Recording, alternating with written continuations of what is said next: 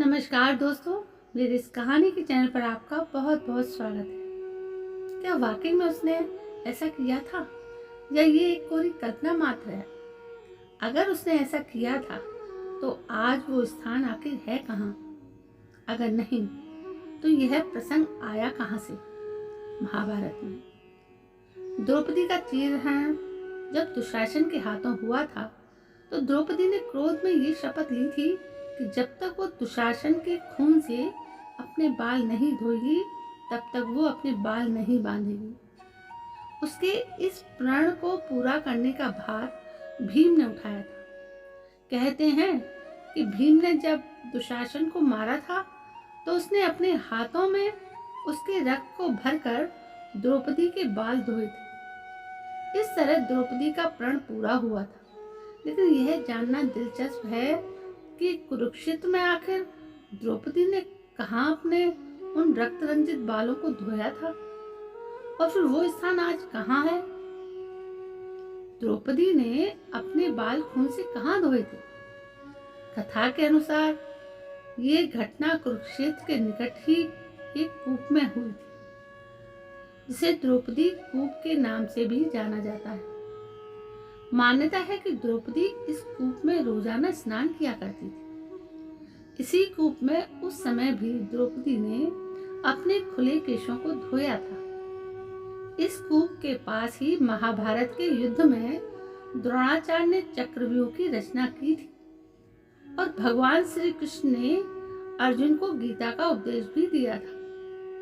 क्या द्रौपदी के खून से सने बाल को धोने का प्रसंग महाभारत में है?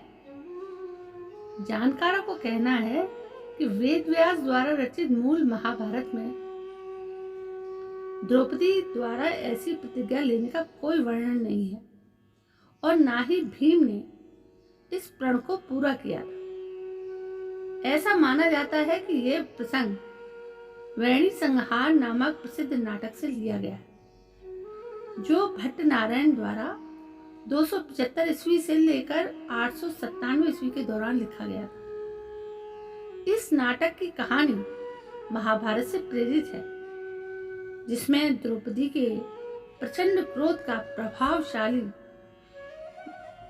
दिखना और इस प्रतिज्ञा के प्रसंग को लिखा गया था कि मूल महाभारत में जब भीम ने दुशासन का वध किया था तो उसके बारे में लिखा गया है कि जब दुशासन युद्ध में गिर गया तो मेरी खुशी की सीमा नहीं रही। आज सब कुछ पूरा हो गया है। हे वीरो, अब बिना देर किए मैं दूसरे शिकार दुर्योधन को गिद्धों के सामने पेश करूंगा। मैं उसका सिर भी काट डालूंगा और अपने पैरों को दुष्ट के खून में डुबो दूंगा और कौरवों के सामने शांति पाऊंगा। ये कहकर अत्यंत प्रसन्नता के साथ भीम ने खून से लथपथ शरीर पर जोर से गर्जना की और उत्साहपूर्वक नृत्य किया। महाभारत में इस कथन के साथ ही दुशासन का अध्याय समाप्त हो जाता है और अगले अध्याय में धृतराष्ट्र के 10 पुत्रों द्वारा भीम पर हमला करने का वर्णन के साथ शुरू होता है। तो दोस्तों, ये थी सच्चाई जो महाभारत में कहीं भी द्रौपदी के इस कांड के बारे में लिखा गया हो। दोस्तों, ये जानकारी कैसी लगी? यदि आपको पसंद आई हो तो प्लीज मेरे इस चैनल को सब्सक्राइब जरूर करें।